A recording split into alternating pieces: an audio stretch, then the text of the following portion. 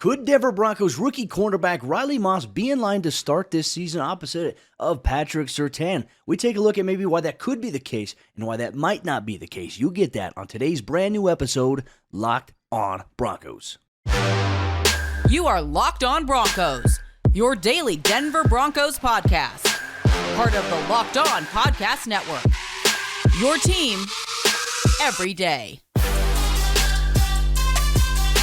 What's up, Broncos Country? Welcome into a brand new episode of Locked on Broncos, your daily Denver Broncos podcast, part of the Locked on Podcast Network, your team every day. Shout out to all the everyday listeners out there in Broncos Country. Make sure you subscribe or you follow for free on YouTube or wherever you get your podcast so you never miss out on an episode as soon as it's made available. I'm your host, as always, Cody Roark, Broncos reporter for Mile High Sports, joined alongside, as always, by my co-host, Sayre Bedinger. He's the site expert, predominantlyorange.com. Could Riley Moss start in 2023 opposite of Patrick Surtain? After the NFL draft, there's a lot of dialogue going on in the YouTube comments. There's a lot of dialogue going on Twitter if you're on that platform. And I think it's very interesting to kind of look at all these perspectives that many fans in Broncos country have. And so, hey, you know what? Let's talk about it here on today's episode of the show. Well, Cody, we got to start off by talking about what the Broncos invested just to get Riley Moss, right? They traded a 2024 third-round pick as well as a 2023 fourth-round pick to move up. Remember that 108th spot? They moved all the way up to pick number 83 overall to get Riley Moss. So, I mean, in relation to the question, I mean, can he start? You look, I guess, at the investment that was made, right? You invested a lot in this guy. And let's just talk quickly, I guess, and take up this next bit of time that we have together by just asking these questions of, okay, if he's going to start, it's about the investment, and then it's about what did he do on the field, right? That's the most important thing, of course. So at Iowa, I know, I mean, I'm an Iowa guy, Cody, you know me, and I know the listeners, especially the everydayers, they know how much I love the Hawkeyes. But at Iowa, he had 11 interceptions, pair of forced fumbles, both of which happened this past season, actually. 3 total defensive touchdowns, which was awesome to see. But then you kind of watch Iowa play. They play a style of defense that fans would be familiar with. Obviously, you know, we saw a lot of Vic Fangio. He really liked those Iowa guys coming and translating to the NFL. And why is that? Because these guys do a lot of reading and reacting. We saw Riley Moss do plenty of that in his time with the Hawkeyes. He's just an instinctive player. I really like what I saw from him over the course of his 5 seasons with the Hawks, Cody. It was just consistency and consistently getting better from Riley Moss that leads me to believe maybe he does have a shot to get into the lineup quickly. Yeah, I definitely think there is a chance, right? And you talked about it with Moss, like what you've seen on the field from him, you know, relative to where he went, where he was selected, and what Denver gave up in order to get him, right? The opportunity cost. I also think we could make the same argument here for Damarri Mathis as well, right? Because I think, did you have the expectation? I mean, I might have to go back and look at our old episode that we did going into training camp, but I don't necessarily believe that we had thought that Damarri Mathis would start or play much in 2022 last year because Denver was going into training camp. They were going into last season with Patrick Surtain entering his second year, with Ronald Darby, and those two guys were very dynamic to one another. Then the offseason addition at the nickel was Ja'Quan McMillian. So we were like, okay, hey, like Damarri Mathis, he's going to develop. He's going to sit back and he's going to learn a little bit. But, I mean, considering where he went, and you know, in the NFL draft versus, you know, relative to expectation, he got thrust into the spotlight relatively quickly and played well against the Texans. I know his first ever start he had to make came against the Los Angeles Chargers, where, you know, it was a nationally televised game, Monday Night Football, 4 pass interference calls, but that, you know, that was it. That was the one real thing that stood out in a negative way, I think, in terms of how fans thought about Damarri Mathis. But quietly, he was very under the radar in terms of passer rating allowed when targeted by opposing quarterbacks. He was one of the NFL's top rookie guys last season at that position in terms of relative production and not allowing big plays to happen. So, you know, for me, it's looking at these things, factoring, okay, you invested this much in Riley Moss. Is that because you don't feel very confident about your depth at cornerback 3? Or are you going to have an open competition on the outside between Moss and Damarri Mathis, which isn't a bad thing either. With the new coaching staff coming, it's not bad. And then whoever wins that job obviously starts, but then you do have a very solidified guy that you know could play as the backup guy to either of those guys. So for me, I feel like Denver's actually in a good position at cornerback right now, even with the addition of a young guy that we don't know much about how he's going to translate into the NFL game.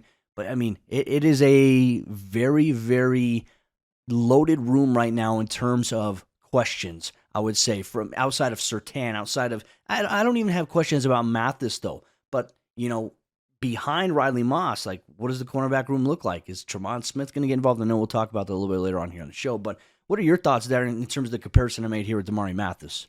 Well, it's interesting to think about because you look back. I think now that we're talking about it, I think we even made a joke leading up to the draft of like, "Hey, take corners anywhere but the third round," right? Because we're thinking about Isaac Yiadom and his rookie season, and then you come back to I think it was 2020 when they got Michael Ojemudia in the third round as well. So maybe the third round From a little. Iowa. Yeah, exactly, from Iowa. So, I mean, I don't know, maybe not the best track record there in the third round, but at the same time, like, I'm with you on Damarri Mathis because those other two guys didn't quite pass the eye test, right? We had Isaac Yiadom in his rookie season, a lot of struggles there, a lot of struggles being thrust into that starting lineup. And then I think the same was true of Ojemudia, although there were moments that he had that remember the Chase Claypool play that he had where it was like, oh, Chase Claypool definitely pushed off and it was definitely offensive PI that didn't get called.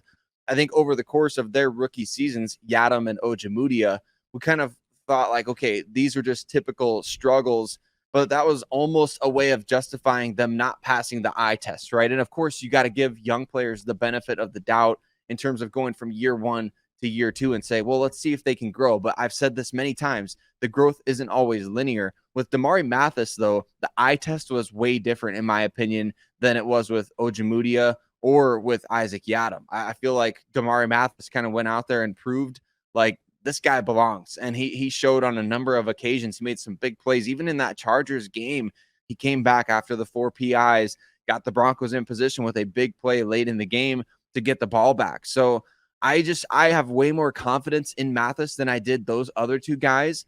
But I guess I don't necessarily know. Like, there's a tension here between there's the new coaching staff with Vance Joseph, and then there's Christian Parker, one of only 2 assistants kept on from the previous regime by Sean Payton.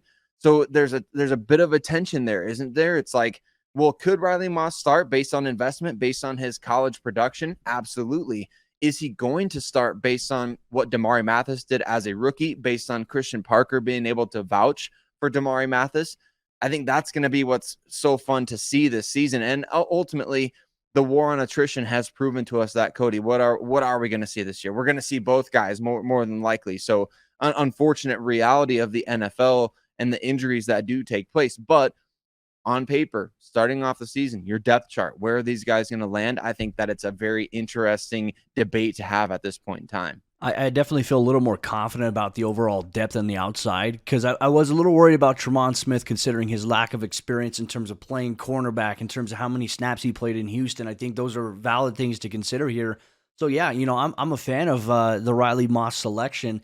And, yeah, we'll see if it pans out. But, I mean, Denver really invested value for them to get, coming into the draft with 5 picks there, trading up into round number 2 to get Marvin Mims. Then you still keep one of your third-round picks. Then you move up into round 3 again. Like, Denver was going for value. And I know that there have been some NFL analysts out there, some media analysts that have given the Broncos, like they've called their best value pickup in terms of their draft class this year.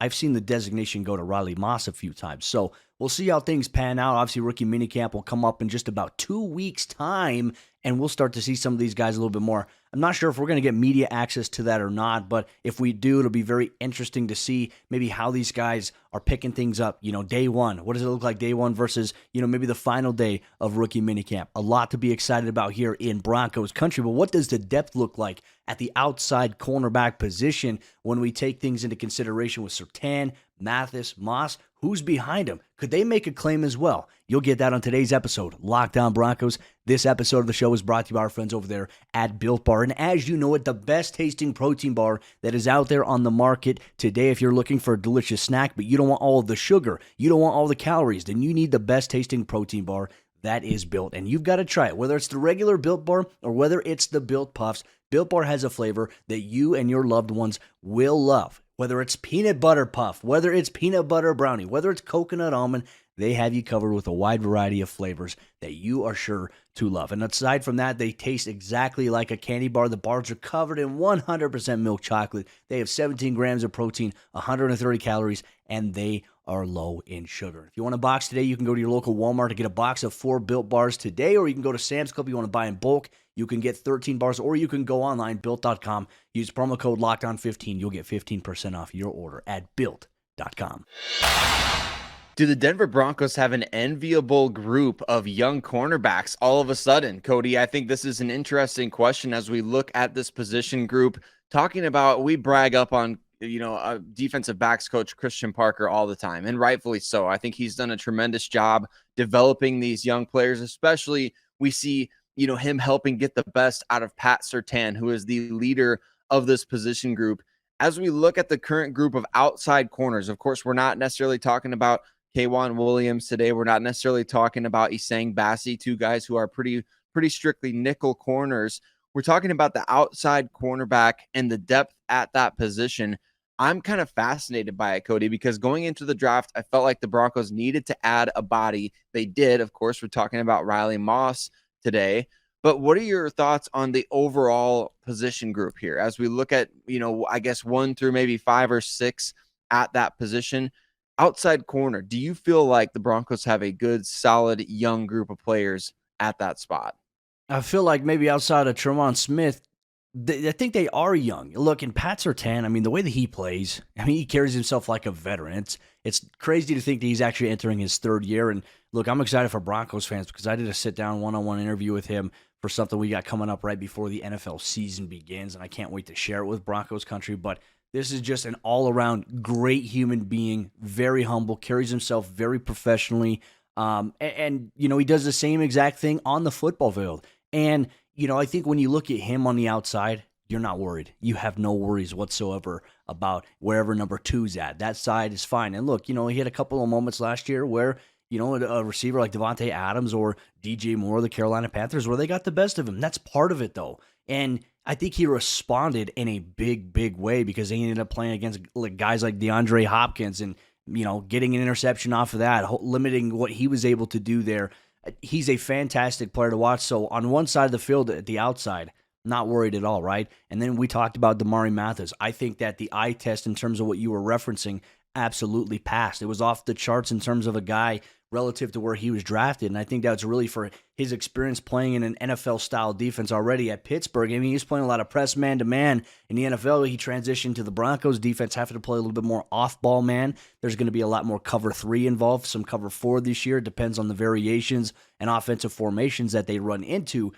But then it's like, okay, hey, what about Riley Moss? How does he factor in there? You have a young guy there, a guy who's going to be a rookie, but also at the same time, with the amount of experience he had at Iowa, he does have a lot of football years on him, which could be a benefit as well. We've seen the Broncos try to tap into that. They did that last year with Luke Wattenberg. They did that with, this year, Austin Forsythe as well, another similar situation, and Riley Moss, guys who have a lot of experience and, playing at that college level that they did and seeing if it can translate to the pro level. So there is that, but Sayre, I'm curious for your thoughts here on the outside cornerback position because there's some other guys as well. Ja'Quan McMillian, who honestly, when you look at his size, we thought he projected to be a nickel guy. He played on the outside in Week 17 and held his own against Mike Williams. You've got Faion Hicks, and you also have undrafted rookie free agent Art Green, who is going to be at rookie minicamp as well.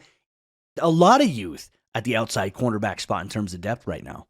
A lot of youth, a lot of guys with a lot to prove, isn't there? I think that's the coolest thing. It's gonna be fun to watch over the course of training camp and preseason games. Excuse me. I think, Cody, one thing that Sean Payton said, I think we're gonna get to bring back this year, the one-on-ones at training camp, right? I remember thinking it was so weird that there were none of those really with Nathaniel Hackett. I'm excited to see these corners get to, put their stuff to the test against a really talented group of receivers for the Broncos. And what's going to stand out for these young guys, I think, to everyone, the athleticism, right? We talk about high RAS scores, and this cornerback group, from Pat Surtain, Damarri Mathis, Riley Moss. Now you add Tremon Smith, who was, I believe, like in the 4.35 or 4.36 range in terms of his speed, and obviously an explosive playmaker. These guys, the Broncos have an athletic cornerback group. They are athletic. They are explosive.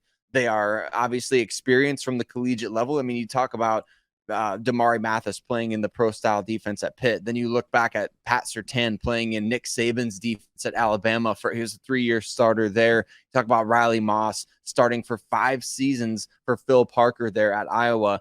And now you transition to the NFL, where obviously Vance Joseph, he's a defensive backs guy. Christian Parker, one of the best assistant defensive coaches in the league, in my opinion. And then the rest of the staff. So it's just, everything leads me to believe that the Broncos are in good hands despite being young at the position group. It's an important position group. You need to have depth. Remember, Vic Fangio famously said there's 96 starting corner spots in the league, essentially with your nickel, and there's not 96 quality guys to fill those spots. I think the Broncos do have some quality players, Cody, from at least 1 through 4 on this list. And then those wild cards that you mentioned, Ja'Quan McMillian, obviously Art Green, and then Faion Hicks. Can those guys factor into the equation?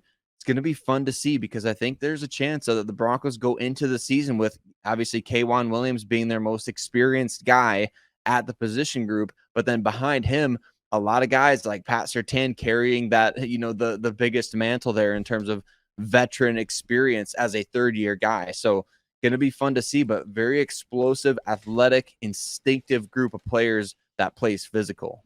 Well, and I even want to throw another question out here too about Ja'Quan McMillian, right? Now he got 1 start, you know, this past season, you know, and it was the last game of the regular season.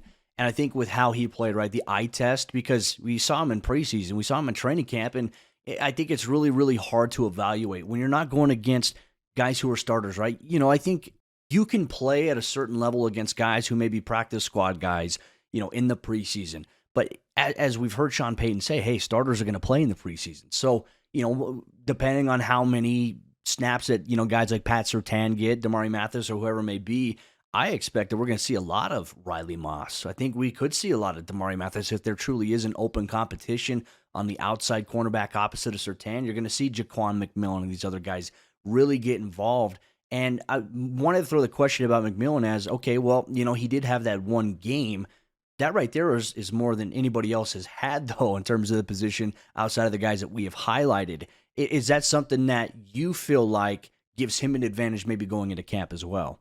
Well, I think so. I think especially when you have the defensive backs coach vouching for you, right? I mean, how did he get that opportunity late in the season? I think obviously, you know, the coaching staff comes together. They say, who do we want to get some tape on going into the offseason? Who do we want to see a little bit more from?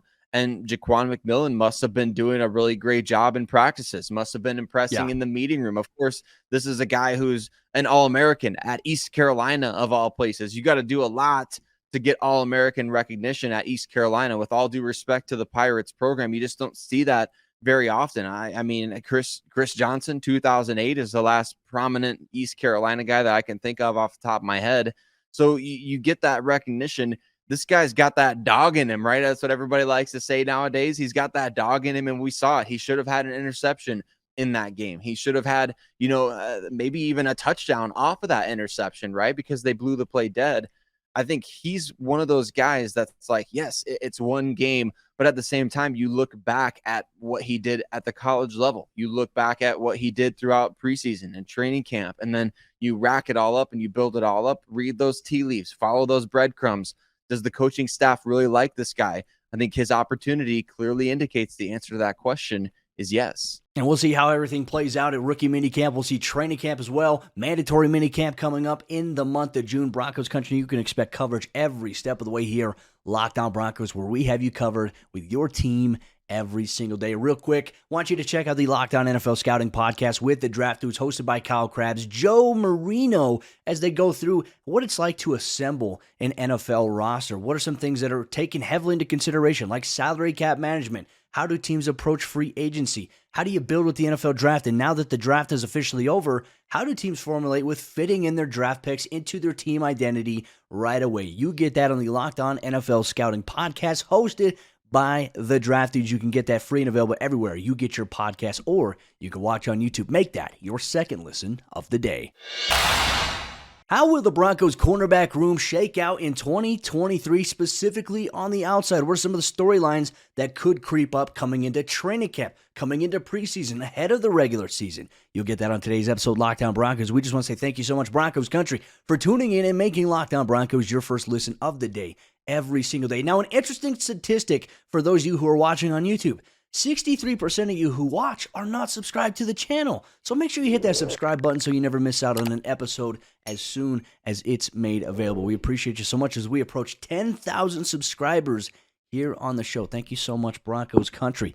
Sayre, the cornerback position, we've talked about it. We talked about the players there. How does it shake out? I mean, the only guarantee that we really know right now is that Ja'Quan Williams will start in the nickel, which will be a focus of another episode down the line. But we really know that Patrick Surtain is going to be the guy on the outside. So, I mean, aside from that, there's a multitude of storylines that kind of intertwine with the different personalities that this team has at the cornerback position. And maybe what they can also do as well. We talked about the competition potentially between Damarri and Riley Moss. How might we see this playing out? Because we know that these guys are capable of starting. So, in your opinion, how do you think it shakes out this season? Well, I think you start off training camp with Damarri Mathis, of course, in that other spot. I think he's earned that, right? I think he's earned the right to go out there and compete with the top defense and say, we want to get our first look, maybe the majority of our looks with you out there. And then Riley Moss, he'll have to come into training camp and preseason. He's going to have to do a lot to blow this coaching staff away to say, he's maybe the more consistent option, or maybe he gives us a bigger upside, even though he's going to go through some rookie mistakes. He's going to have to do quite a bit to get into the starting lineup. I think as he grows as a player, as we see preseason games unfold, as we see him go through training camp and one-on-ones and all these different things, you rack up and stack up days.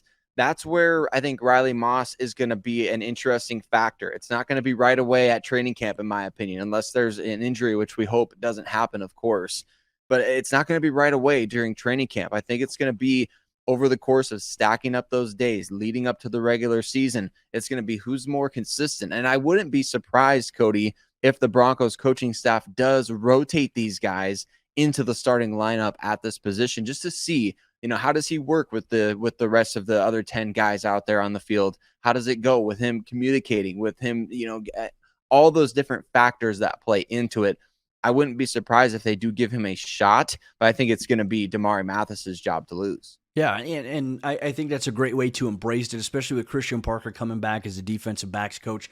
There's familiarity there. There's trust there. And for Riley Moss, he's going to have to come in a rookie minicamp here in 2 weeks. He's going to have to continue to earn trust of the coaching staff, right? Because it's not necessarily about, okay, hey, you got drafted. It's like, all right, we drafted you. Now show us what you can do. And there's different traits to what Riley Moss, I think, brings to the table. 4.5 speed there. A guy I think is very instinctual in terms of understanding coverage, understanding how to disguise, which is something that the Broncos want to do a lot of. They want to disguise a lot of their looks, which is good, especially considering, you're playing the Justin Herberts, the Patrick Mahomes of the world here inside the AFC West. And hey, you're going to be playing Josh Allen. You're going to be playing a lot of talented quarterbacks this upcoming season. And if you're a rookie, that's a very, very tough spot to be in. But you have to be able to prove you can cut your teeth and showcase you can be relied upon.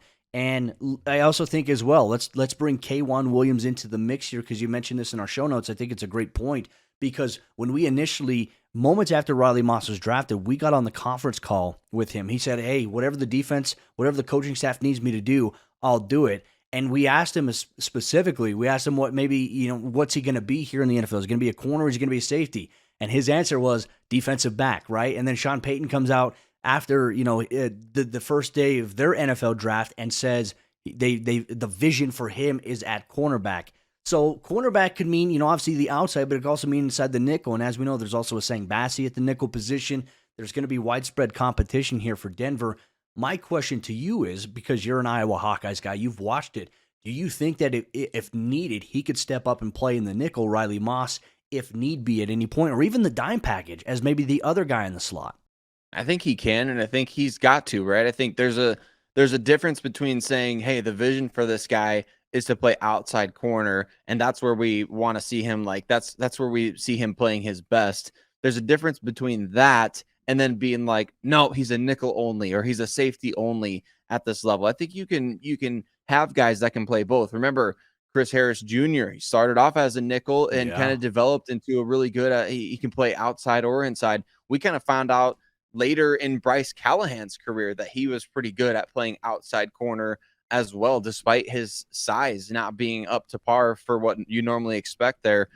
I'd be interested to see if anything does happen to K'Waun Williams. Like, remember last year, he was playing with the club on his hand and he's fighting through injuries and making interceptions off Trevor Lawrence while hurt.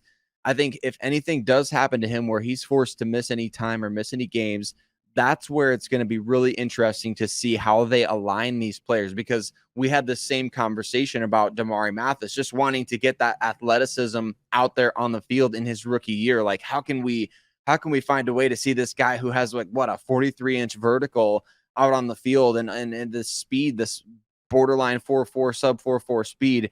You want to get these guys on the field. I get it. You want to see them out there. You want to have your best players and your most talented players on the field at all times. So if it does come down to it, K'Waun goes down with anything, or if the Broncos get a look in preseason training camp, I wouldn't be surprised to see Riley Moss slide in there. It's something that I think he could do because he's got that attacking mentality. He could play up near the line of scrimmage. He could probably blitz. I think there's a lot of things that he could do with his aggressive style of play that would fit well with a nickel context. Broncos Country, we want to know what you think as well. We think that the group of cornerbacks that Denver has talent, young talent, which is good, which means you could continue to build and grow it as you continue to get reps and more experience. We want to know your thoughts on the outlook of the Broncos cornerback position on the outside going into the season. Make sure you drop that in the YouTube comments down below, or if you're listening on your favorite audio podcasting platform, you can always tweet us on Twitter at Cody Roark NFL, at Sayre Bedinger, at Locked On Broncos. We're grateful for you. Thank you so much for making Locked On Broncos your first listen of the day every single day. And for all you everydayers out there, our next episode of the show on Monday's episode, Locked On Broncos, the NFL schedule release is coming next week. We'll have complete reaction to that, but we're also going to dive deeper into J.L. Skinner, thumper out of Boise State, one of the Broncos' 6th-round draft picks. We're going to talk about maybe his projected fit, the impact he can have, and also a look at the safety room with him being thrown into the mix. What does it look like? What might Sean Payton do ahead of the season at that position? You'll get that on Monday's episode, Locked On Broncos. Enjoy your weekend. Thank you so much for making us your first listen of the day. We appreciate you so much, Broncos Country. We'll see you then.